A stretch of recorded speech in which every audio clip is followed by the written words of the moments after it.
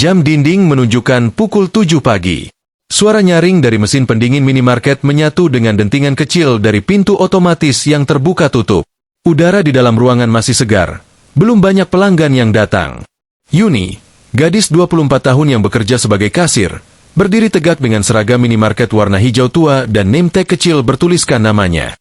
Rambutnya yang dikuncir rapi dan wajah tanpa make up memperlihatkan kesederhanaan yang menenangkan. Setiap pagi, Yuni selalu datang paling awal. Ia mengecek stok barang, memastikan laci uang kasir dalam kondisi aman, dan menyusun barang-barang kecil di dekat meja pembayaran. Baginya, pekerjaan ini bukan sekadar mata pencaharian, tapi bentuk tanggung jawab agar bisa membiayai pengobatan ibunya yang sakit di rumah. Pagi itu, langit agak mendung, tapi tak ada firasat buruk sedikit pun dalam hati Yuni. Seperti biasa, ia menyapa pelanggan dengan ramah. "Selamat pagi, Ibu. Ada yang bisa saya bantu?" "Ah, kamu ini memang kasir paling sopan," sahut seorang pelanggan lansia sambil tersenyum. Hingga sekitar pukul 9.30, suasana masih tenang. Hingga masuklah seorang wanita berpenampilan mencolok. Rambut di-blow bervolume, tas bermerek mencolok, dan suara hak sepatunya berdetak keras setiap langkahnya. Namanya Budira, sosialita lokal yang terkenal suka memamerkan kekayaan di media sosial. Budira membeli beberapa barang, termasuk beberapa paket rokok, susu mahal, dan makanan beku. Total belanjaannya mencapai lebih dari 1 juta rupiah. Yuni melayani dengan tenang seperti biasa. Totalnya 1.200.000, Bu. Tanpa banyak bicara, Budira membuka dompet, mengeluarkan 2 lembar uang 500.000 dan 2 lembar 100.000, lalu menyerahkan kepada Yuni. Yuni langsung memasukkan uang ke dalam laci kasir, mencetak struk, dan memberikan kembalian serta nota pembelian. Tapi baru beberapa langkah keluar dari minimarket, tiba-tiba Budira kembali dengan nada tinggi. "Uang saya mana? Tadi saya kasih 2 juta. Kamu curi 100.000 saya, ya?" Yuni terpaku. Matanya membelalak. "Maaf, Bu. Tadi Ibu kasih 1.200.000 sesuai total belanja. Saya sudah kembalikan 100.000 karena tadi saya hitung uang Ibu pas." "Tidak. Saya ingat betul kasih 2 juta. Sekarang kamu bilang saya salah hitung." "Astaga, pencuri berkedok kasir," teriak Budira sambil menunjuk wajah Yuni. Pelanggan lain mulai berkumpul. Sebagian merekam dengan ponsel. Wajah Yuni pucat. Ia bingung harus berkata apa. "Lihat tuh. Nggak berani ngelawan, kan? Itu tandanya ngaku. Mana manajer kamu? Saya nggak terima ini." Manajer minimarket, Pak Seno, buru-buru keluar dari ruang belakang. Melihat keributan, ia mencoba menenangkan. "Budira, tenang dulu. Kita bisa cek CCTV, ujar Pak Seno. "Kalau CCTV-nya rusak, berarti jelas dia nyolong. Uang saya pasti diselipin ke dalam tasnya." Yuni menggenggam erat sisi meja kasir. Matanya berkaca-kaca. Ia bukan hanya merasa dipermalukan, tapi juga dikhianati oleh keadaan. Orang-orang mulai memandangnya dengan curiga. Tidak ada satupun yang membelanya. Salah satu pelanggan berseru, "Itu kasir baru ya? Gak heran kalau nekat." "Bukan. Yuni udah kerja di sini 2 tahun, sahut pelanggan lain. Tapi suara itu tenggelam dalam kegaduhan. Yuni mencoba menjelaskan dengan suara bergetar. "Saya tidak mencuri, Bu. Saya hanya menerima uang sesuai nominal belanja. Saya tidak berani bohong. Saya butuh pekerjaan ini." Tapi tidak ada yang mendengar. Bahkan Pak Seno mulai tampak ragu. Yuni ingin lari, ingin berteriak. Tapi yang bisa ia lakukan hanyalah berdiri kaku di balik meja kasir sambil menahan air mata yang tak terbendung. Dan di tengah kekacauan itu, tanpa ada yang menyadari, seorang pria berjas sederhana, berdiri di dekat rak minuman, memperhatikan semuanya dengan seksama. Matanya tajam, tidak melewatkan satupun gerak-gerik, baik dari Yuni maupun dari Budira. Keributan makin menjadi-jadi. Orang-orang yang awalnya cuma melirik mulai mendekat, sebagian mengangkat ponsel untuk merekam. Suara-suara berdesis mulai terdengar. "Wah, ini bakal viral nih. Pencuri kok berani kerja jadi kasir, sih. Padahal wajahnya lugu ya, ternyata licik juga." Yuni merasa tenggelam di lautan tuduhan. Napasnya mulai tak teratur. Ia menunduk, menahan air mata yang terus menggenang di pelupuk mata. Tapi saat Budira membentak lagi, Semua pertahanan mentalnya mulai runtuh. Mana uang saya? Hah? Jangan sok pilon. Saya bisa lapor polisi. Kamu pasti langsung dibawa ke kantor. Pak Seno mencoba memotong. Bu, kita benar-benar akan cek rekaman CCTV sebentar lagi. Mohon sabar. Nggak mau tahu. Saya mau dia diperiksa sekarang juga. Cek tasku. Cek lacinya. Cek tubuhnya. Yuni hanya bisa berdiri diam. Tangan dan kakinya gemetar. Bahkan rasanya lututnya akan roboh. Ia menatap wajah-wajah asing yang memandang dengan tatapan penuh penghakiman. Seorang anak kecil bahkan berbisik ibunya. Bu, kasirnya jahat, ya. Seakan dunia sedang bermain kejam padanya. Petugas keamanan minimarket datang tergopoh-gopoh. Ia terlihat ragu tapi tetap mengikuti perintah atasannya. Ia memeriksa laci kasir, lalu memeriksa kantong apron Yuni. Semua kosong kecuali sisa kembalian yang masih rapi. Tidak ada satupun uang lebih. Saya nggak nemu apa-apa, Pak, ucap satpam pelan. Mana CCTV? Bentak Budira lagi. Kali ini menatap tajam ke Pak Seno. Dengan tangan gugup, Pak Seno memanggil staf IT untuk membuka rekaman CCTV. Semua mata kini tertuju pada layar komputer kecil di belakang kasir. Rekaman diputar mundur. Jelas terlihat Budira menyerahkan uang sejumlah 1.200.000. Tidak ada adegan mencurigakan dari Yuni. Semua dilakukan rapi, bahkan terlalu rapi untuk seorang pencuri. Pak Seno menelan ludah. Ia menatap Budira, lalu berkata pelan, Bu, sepertinya ibu memang memberikan jumlah yang sesuai. Tapi Budira menolak kalah. Ah, pasti kamu udah setting semua ini. Atau kasir ini udah lihai banget nyelipin uang. Kamu pikir saya bisa dibohongi? Yuni tak sanggup lagi. Ia berkata dengan suara lirih, nyaris seperti bisikan. Saya tidak mencuri, Bu. Saya bekerja untuk menghidupi ibu saya yang sakit. Saya bahkan sering gak makan supaya bisa bayar obat. Dan saat itu, sesuatu yang lebih menyakitkan terjadi. Minta belas kasihan. Seru seseorang dari kerumunan. Tawa pun pecah. Dunia terasa runtuh bagi Yuni. Di tengah keramaian itu, ia merasa seperti tak punya tempat berpijak. Tanpa memberikan pembelaan lebih jauh, Budira langsung keluar dari toko dengan langkah kesal. Tetap merasa benar, tetap merasa menjadi korban. Pak Seno hanya bisa berdiri membeku. Ia tahu Yuni tidak bersalah, tapi tekanan pelanggan, reputasi toko, dan rumor yang sudah menyebar di media sosial, semua membuatnya takut. Ia menarik napas dalam-dalam dan berkata, Yun, kamu istirahat dulu ya. Pulang aja untuk hari ini. Yuni tahu, kata, istirahat, itu hanyalah permulaan. Besok kemungkinan besar, ia tidak akan dijadwalkan lagi. Atau lebih parah, ia akan dipecat diam-diam demi meredam keributan. Yuni berjalan keluar dengan langkah gontai, matanya sembab. Saat melewati parkiran, beberapa orang masih menatapnya dengan pandangan curiga. Beberapa lainnya masih merekam diam-diam. Satu video sudah tersebar di media sosial dengan judul menyakitkan. Kasir ketahuan nyolong, nangis-nangis minta maaf. Tangannya gemetar saat membuka ponsel. Chat dari teman kerja mulai masuk. Yun, kamu gak apa-apa? Yuni, sabar ya. Kita tahu kamu gak begitu. Kamu trending. Yun, astaga. Yuni ingin menjerit. Ingin menghilang. Namun, saat berjalan melewati gang kecil menuju rumah kontrakannya, suara langkah kaki mengikuti dari belakang. Ia menoleh. Seorang pria berdiri beberapa meter di belakangnya. Bukan preman, bukan wartawan, tapi pria berjas sederhana. Pria yang tadi berdiri di dekat rak minuman. Yuni. Sapanya pelan. Yuni kaget. Iya. Maaf, Bapak siapa? Pria itu hanya tersenyum. Matanya tenang, tidak menghakimi. Saya cuma orang yang sedang mencari kebenaran, dan kamu baru saja membuktikan sesuatu yang saya cari selama bertahun-tahun. Keesokan harinya, Yuni tetap datang ke minimarket seperti biasa. Meski dadanya sesak dan pikirannya penuh luka, ia merasa tidak punya pilihan.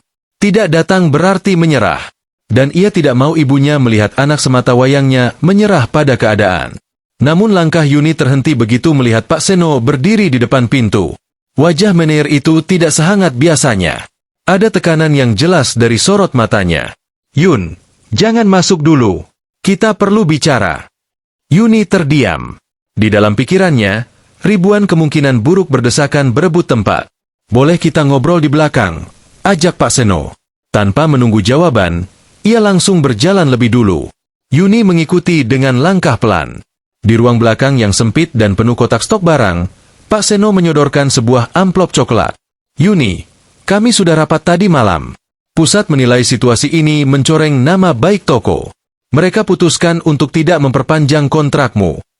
Yuni menatap amplop itu dengan tatapan kosong. Tapi, tidak ada bukti saya mencuri. Saya tahu, jawab Pak Seno cepat, seolah ingin meredam rasa bersalahnya sendiri. Saya percaya kamu. Tapi di luar sana, mereka sudah bikin cerita sendiri.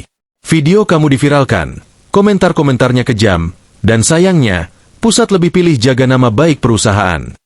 Yuni menelan ludah. Tenggorokannya terasa kering. Lidahnya keluh. Berarti, saya harus angkat kaki. Ya, Pak. Pak Seno menunduk. Maaf, Yun. Yuni mengangguk pelan, lalu mengambil tasnya dari loker. Langkah kakinya terasa lebih berat dari kemarin. Ia tak tahu apa yang harus dijelaskan pada ibunya nanti. Satu-satunya sumber penghasilan telah lenyap dalam sehari, bukan karena kesalahan, tapi karena fitnah. Saat sampai di depan gang kontrakan, Yuni melihat ibunya, Bu Erna, duduk di kursi rotan tua di teras kecil rumah kontrakan mereka. Wajah sang ibu pucat, pipinya cekung, dan tangannya gemetar saat merapikan syal tipis yang melingkar di lehernya. Ibu tahu dari tetangga, "Nak, kamu nggak kerja lagi?" Suara itu lirih, seperti ditelan angin. Yuni tak bisa menjawab. Ia hanya menunduk, lalu duduk bersimpuh di samping ibunya. Air matanya pecah. "Maaf, Bu." Maaf, Yuni nggak bisa jaga nama baik. Bu Erna memeluk kepala anaknya dengan tangan rapuh. Kamu nggak salah, Nak. Ibu tahu siapa kamu. Dunia boleh nggak percaya, tapi ibu percaya.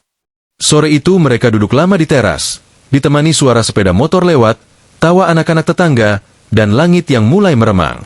Dunia seakan berjalan seperti biasa, hanya saja hidup Yuni tak lagi sama. 3 hari berlalu. Di tengah kesunyian dan kegalauan, ponsel Yuni tiba-tiba berdering. Nomor tak dikenal. Dengan ragu, ia angkat. "Halo." "Yuni." Suara pria. Lembut, tenang, tapi terdengar punya kuasa. "Iya, saya sendiri." "Ini siapa ya? Maaf." "Saya Haris. Kita sempat bertemu di minimarket hari itu. Saya ingin bertemu lagi, bicara lebih jauh. Tidak di toko, tapi di tempat yang tenang." Yuni terdiam. Ingatannya langsung kembali ke pria yang menatapnya penuh perhatian di rak minuman. Pria yang menatap, tapi tak menghakimi. "Kenapa? Bapak ingin bertemu saya." "Saya percaya kamu tidak bersalah. Tapi bukan itu saja. Ada sesuatu tentang kamu, yang mungkin kamu sendiri belum tahu." Esok harinya, Yuni datang ke sebuah kafe kecil di pinggir kota sesuai alamat yang dikirim Haris. Tempatnya tenang, penuh pepohonan dan bangku kayu. Saat Yuni datang, Haris sudah duduk menunggu, dengan satu cangkir teh di hadapannya. Ia berdiri dan menyambut Yuni dengan hangat. "Terima kasih sudah datang." Yuni masih penuh tanda tanya. Ia duduk dengan gugup, menunduk dan menggenggam jemarinya sendiri. "Maaf Pak, saya sebenarnya masih bingung, kenapa Bapak begitu peduli?" Haris tersenyum. "Kamu mungkin tidak ingat wajah saya, tapi saya ingat keluarga kamu. Bertahun lalu, ayah saya pernah sakit parah saat melintasi desa kecil di luar kota. Semua orang menolak menolongnya karena takut penyakit menular. Tapi satu keluarga membantunya tanpa pamrih. Ayah saya tidak pernah melupakan itu." Yuni menatap Haris dengan heran. "Dan waktu saya lihat wajah kamu di minimarket, saya yakin kamu anak dari keluarga itu." Jantung Yuni berdegup keras. Ia belum mengerti sepenuhnya, tapi air matanya mulai berkaca-kaca. Untuk pertama kalinya, ia merasa bukan hanya dilihat, tapi dikenali. "Mulai sekarang, saya ingin kamu berhenti merasa kecil. Dunia sudah menjatuhkanmu. Sekarang waktunya bangkit. Aku ingin kamu ikut program pelatihan kepemimpinan perusahaan saya. Aku ingin kamu jadi lebih dari sekadar kasir." Yuni menatap Haris. Mulutnya nyaris tak mampu berkata-kata. "Kenapa saya?" bisiknya. "Karena kamu tulus. Dan orang-orang tulus layak memimpin." Sore di kafe itu berubah menjadi awal dari sesuatu yang tak pernah Yuni bayangkan. Haris, Pria yang duduk di depannya bukan sekadar pelanggan biasa. Tatapan matanya tenang namun tajam, penuh rahasia dan pengamatan. Suaranya tidak meninggi, tapi setiap katanya meninggalkan jejak di hati. Aku nggak bisa menjelaskan semuanya sekaligus, tapi ada banyak hal yang kamu perlu tahu, ucap Haris sembari mengeluarkan foto dari dompet kulit tuanya. Yuni menunduk melihat foto itu. Foto tua, kusam, berisi wajah seorang lelaki tua yang duduk di ranjang rumah sederhana dengan senyum lemah, dan di sampingnya, anak kecil perempuan dengan 2 kepang rambut yang sedang menyuapi bubur. Ini ayahku, gumam Yuni. Suaranya tercekat. Dan aku, waktu kecil. Haris mengangguk. Ayah saya sempat dirawat oleh ayahmu di rumah kalian yang dulu, di desa Karangjati. Ayahmu menolong tanpa pernah menuntut imbalan apapun. Padahal saat itu penyakit ayah saya sudah parah dan banyak orang menghindar. Tapi keluargamu tetap menerima dengan tangan terbuka. Yuni terdiam. Ingatannya berputar. Ia masih sangat kecil saat itu. Ingatan tentang ayahnya samar, karena sang ayah meninggal tidak lama setelah peristiwa itu. Tapi cerita tentang orang kota yang pernah tinggal di rumah mereka karena sakit, sering diceritakan oleh almarhum ayahnya. Setelah sembuh, kami kembali ke kota. Tapi kemudian terjadi kerusuhan besar, dan kami kehilangan kontak. Ayah saya sempat titipkan sebagian saham miliknya ke tangan kepercayaannya, dengan pesan, suatu hari, temukan keluarga yang telah menolong nyawanya. Yuni masih terpaku, tidak percaya dengan semua yang ia dengar. Tapi, kenapa saya? Kenapa sekarang? Haris menatapnya lekat-lekat. Karena saya tidak ingin balas budi sekadar dengan uang. Saya ingin berikan sesuatu yang lebih bermakna. Kehidupan baru. Peluang. Kebebasan. Lalu ia mengeluarkan map biru. Di dalamnya ada surat resmi dengan kop perusahaan besar, lengkap dengan tanda tangan dan stempel. Ini bukan sekadar permintaan maaf atas apa yang kamu alami di minimarket. Ini adalah undangan. Saya ingin kamu mengikuti program pelatihan manajerial selama 3 bulan. Semuanya ditanggung. Akomodasi, biaya hidup, pelatihan intensif, semuanya. Yuni menatap kertas itu. Matanya mulai berkaca-kaca. Tapi saya bukan siapa-siapa. Pak, saya cuma mantan kasir yang bahkan difitnah mencuri. Justru itu. Kamu nggak membela diri dengan kasar. Kamu tetap tenang, jujur, dan bertahan. Dunia kita butuh pemimpin seperti itu. Hari-hari setelah pertemuan itu berjalan sangat cepat. Yuni memutuskan menerima tawaran Haris, meski awalnya penuh ragu. Ia berpamitan pada ibunya sambil menangis. Bu, Yuni pergi bukan untuk kabur, tapi untuk kembali, lebih kuat. Di pusat pelatihan manajemen perusahaan yang berlokasi di Bogor, Yuni menjalani kehidupan yang benar-benar baru. Ia diajari public speaking, manajemen tim, keuangan toko, hingga cara menghadapi tekanan kerja. Setiap hari adalah perjuangan, tapi juga pembuktian. Hari-harinya penuh jadwal padat. Tapi malam hari, saat semua peserta lain tidur, Yuni menyempatkan diri menulis jurnal harian. Tentang rasa syukur, tentang ibu yang menunggu di rumah, dan tentang luka-luka masa lalu yang perlahan tak lagi menyakitkan. 3 bulan berlalu. Yuni bukan lagi Yuni yang dulu. Rambutnya kini lebih rapi, postur tubuhnya lebih percaya diri, dan cara bicaranya tegas tapi tetap sopan. Dari seorang kasir yang diteriaki pencuri, ia berubah menjadi calon pemimpin toko terbaik di antara para peserta pelatihan. Suatu pagi, Haris datang ke ruang pelatihan membawa berita penting. Semua sudah siap. Lokasi cabang baru yang akan kamu pimpin telah diputuskan. Yuni tersenyum. Di mana, Pak? Haris menatapnya dengan tenang. Di tempat kamu dulu dihina. Yuni terdiam. Napasnya tercekat. Maksud Bapak, minimarket itu? Haris mengangguk. Cabangnya akan direnovasi menjadi konsep premium. Dan kamu yang akan memimpinnya. Ada jeda sunyi. Lalu Yuni berkata pelan. Saya nggak tahu harus bangga, atau takut. Haris tersenyum kecil. Kamu nggak perlu balas dendam.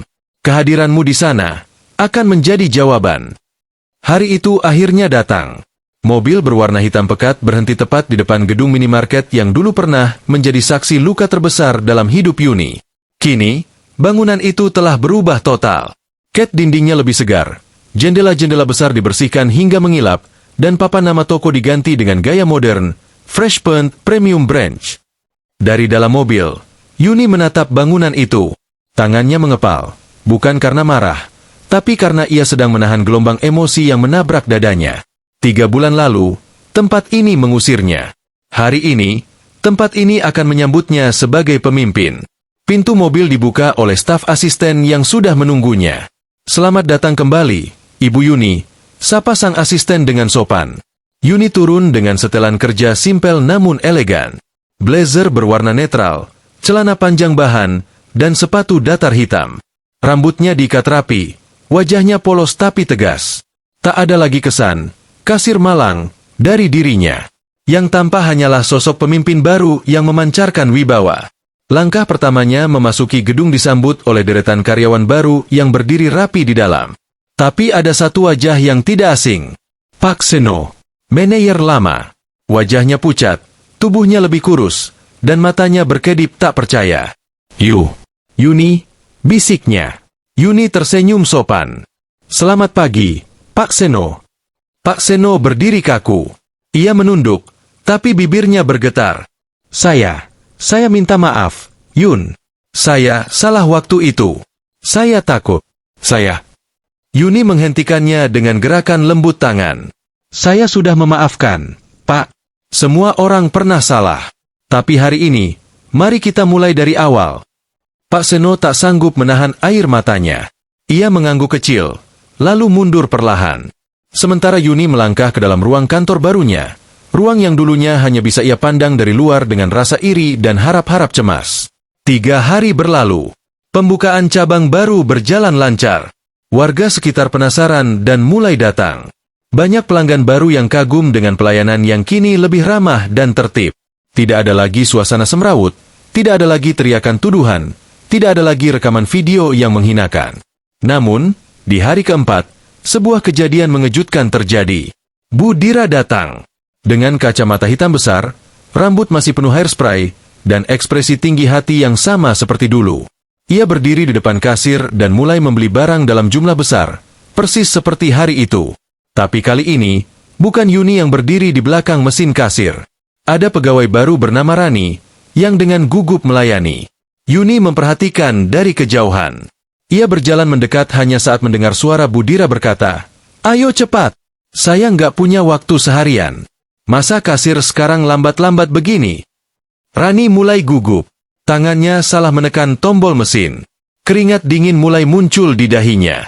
Yuni maju, meletakkan tangannya di pundak Rani. "Tenang, saya bantu." Bu Dira mendongak, lalu membeku. "Ye Yuni," gumamnya. Yuni tetap tersenyum. "Selamat datang kembali, Bu Dira. Saya senang Ibu masih belanja di sini." Wajah Bu Dira berubah warna. Antara malu, kaget, dan tidak percaya. "Kamu kerja lagi di sini?" Yuni tersenyum lebih lebar. "Tidak, Bu. Saya sekarang kepala cabangnya." Seketika, suasana membeku. Pelanggan lain mendengarkan. Rani menatap kagum. Bahkan staf lain saling melirik dengan bangga. Bu Dira mundur 1 langkah. Saya tidak tahu. Saya kira kamu hanya..." Yuni menunduk hormat. "Saya dulu memang hanya kasir, Bu. Tapi itu tidak membuat saya lebih rendah dari siapapun." Kata-kata itu diucapkan dengan lembut, tapi telak. Bu Dira tampak bingung sendiri. Ia menyelesaikan pembayarannya dengan cepat, lalu pergi dengan langkah tergesa. Tidak ada teriakan, tidak ada rekaman. Hanya wajah malu yang pergi meninggalkan sejarahnya sendiri. Malam itu, Yuni duduk di dalam ruang kantornya, menatap foto ayahnya yang sudah lama ia bingkai di meja kerja. Ayah, Yuni berhasil. Tapi ia tahu, ini belum akhir. Di balik semua ini, masih ada satu hal yang belum ia ketahui. Kenapa Haris begitu gigih membawanya sejauh ini? Apa hubungan ayahnya sebenarnya dengan perusahaan besar itu? Dan jawaban itu akan datang lebih cepat dari yang ia kira. Nama, Yuni, kini menjadi pembicaraan banyak orang. Bukan sebagai kasir yang mencuri, melainkan sebagai pemimpin muda dengan reputasi yang bersih dan kepemimpinan yang luar biasa. Di media sosial, sebuah postingan viral muncul, bukan lagi video penghinaan, melainkan cuplikan pidato pembukaan Yuni saat meresmikan cabang Freshpoint Premium. "Dulu saya pernah dihakimi tanpa bukti, dipermalukan di tempat ini. Tapi saya memilih tidak membalas dengan kemarahan, melainkan membuktikan dengan kerja dan ketulusan. Ini bukan pembalasan. Ini kebangkitan. Komentar-komentar mulai berubah. Salut sama Ibu Yuni. Saya sempat nonton videonya waktu difitnah. Ternyata sekarang malah jadi bos. Ini baru wanita kuat. Bukan balas hinaan pakai amarah, tapi dengan prestasi. Semoga makin banyak pemimpin kayak Bu Yuni. Dan tentu saja, kabar itu sampai ke telinga orang-orang yang dulu memandang rendah dirinya. Pak Seno, yang kini dipindahkan ke cabang lain karena tak sanggup menanggung rasa malu, datang diam-diam ke kantor cabang. Ia membawa map berisi surat permohonan kerja kembali, bukan sebagai manajer, tapi sebagai staf biasa. Yuni menemuinya di ruang kantor. Pak Seno, sapa Yuni sambil berdiri. Silakan duduk. Pak Seno duduk sambil terus menunduk. Tangannya gemetar saat menyerahkan map. Saya sadar. Saya salah. Saya diam waktu seharusnya saya bicara. Saya tak pantas minta kembali. Tapi kalau Ibu Yuni memberi kesempatan, saya akan mulai dari bawah. Yuni membuka map itu, lalu menutupnya perlahan. Ia menatap Pak Seno lama. Pak, saya tidak pernah membenci Bapak. Saya hanya kecewa waktu itu. Tapi saya percaya setiap orang punya kesempatan kedua, asal ia sadar bahwa kekuasaan tidak sama dengan kebenaran. Pak Seno meneteskan air mata. Terima kasih, Yuni. Maksud saya, Ibu. Yuni tersenyum lembut. Saya masih Yuni, Pak. Tapi sekarang, mari kita bekerja bersama. Bukan dengan rasa takut, tapi dengan rasa hormat. Sementara itu, Budira, yang reputasinya sempat menurun di media sosial karena aksinya terekam dan berbalik jadi bahan cibiran, mencoba datang secara diam-diam ke toko. Ia mengenakan masker dan topi lebar, seolah tak ingin dikenali. Namun, seorang petugas keamanan mengenalinya. Budira, ada yang bisa saya bantu? Wajah Budira menegang. Saya hanya mau minta maaf. Bisa saya bicara dengan Ibu Yuni? Petugas itu mengangguk.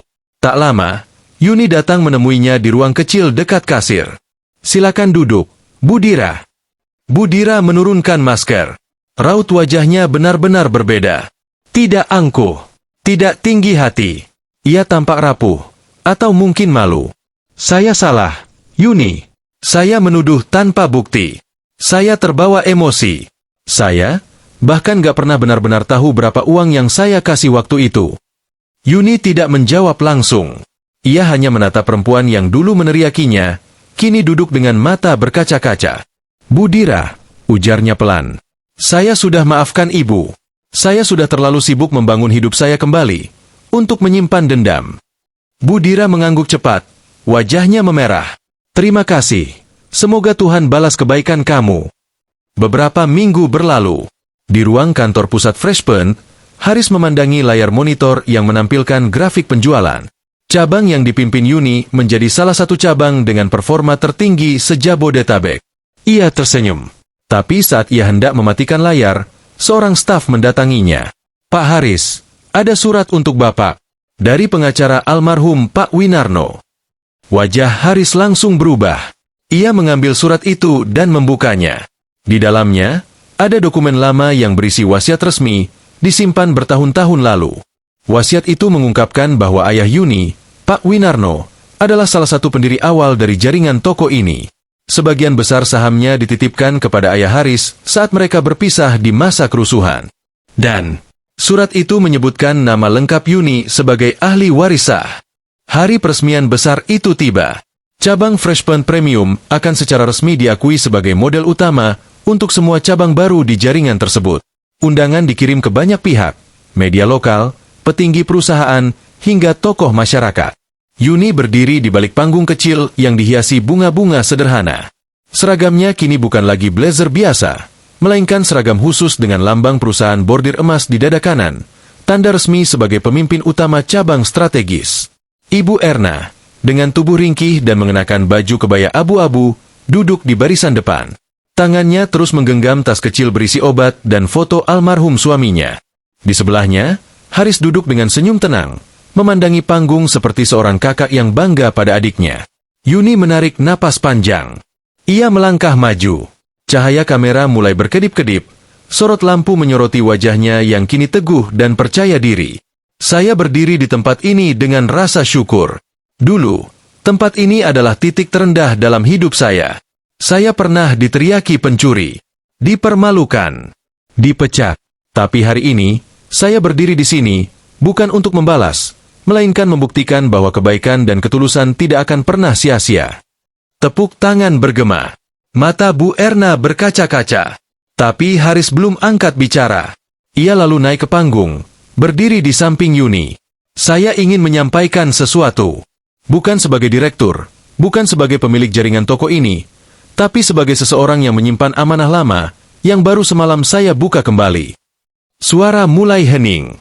Semua fokus tertuju padanya.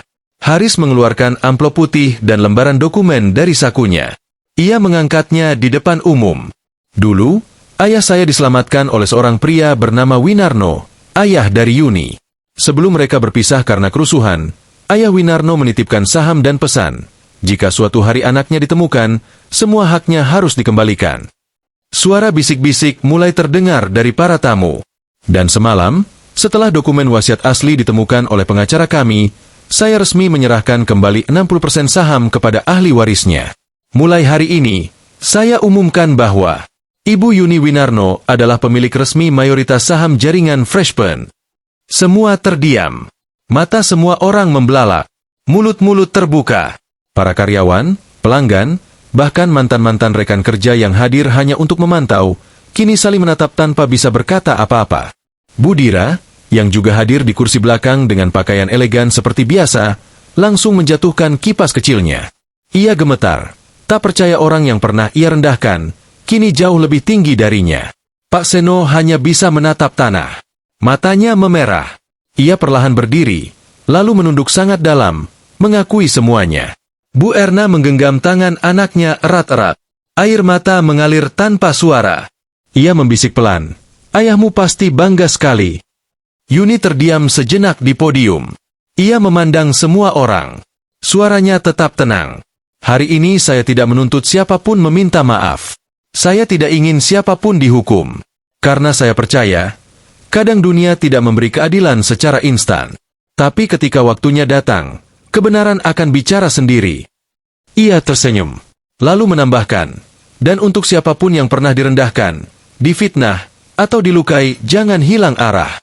Karena mungkin, hidup sedang membawa kita menuju tempat yang jauh lebih tinggi, asal kita tetap melangkah." Tepuk tangan menggema lebih keras dari sebelumnya. Kamera merekam tiap detik. Foto Yuni menghiasi halaman depan koran esok hari dengan judul besar. "Mantan kasir difitnah jadi pencuri, kini jadi pemilik perusahaan, ini balasannya." Beberapa bulan kemudian, Yuni mendirikan sebuah program beasiswa untuk perempuan muda dari keluarga kurang mampu yang ingin belajar manajemen retail. Ia memberi kesempatan kepada mereka yang seringkali tak pernah diberi ruang. Namanya Beasiswa Winarno untuk mereka yang pernah direndahkan, tapi tak pernah menyerah. Dan di setiap brosur program itu, tertulis kutipan kecil.